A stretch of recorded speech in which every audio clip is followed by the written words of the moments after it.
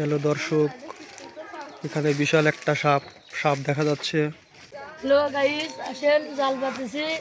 জালে বিশাল একটা সাপ পাচ্ছে, তাহলে আপনাদের নেটে দেখাবো। দর্শক, এখানে আসলে মাছ মারার উদ্দেশ্য আমরা জালটা এখানে সেট করেছিলাম, জাল পেতেছিলাম, কিন্তু দুর্ভাগ্যবশত এখানে সাপটি আটকা পড়ে গিয়েছে।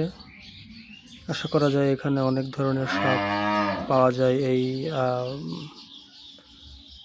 খালে। এটা একটা ছোট্ট একটা খাল আর কি, ডুবা।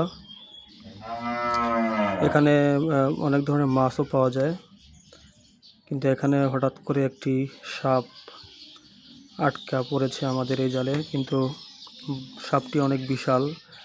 আশা করা যায় যে সাপটি মাছ খেয়ে অনেক মোটা হয়ে গেছে, পেটের মধ্যে হয়তো অনেক মাছ আছে। যাই হোক, সাপটি অনেক রেগে গেছে অলরেডি।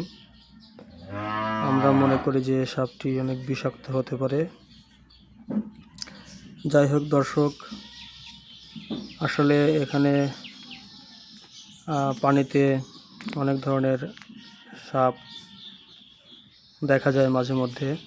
যাই হোক, এই সাপটার নাম কি দর্শক, আপনারা কমেন্টস করে আমাদেরকে জানান।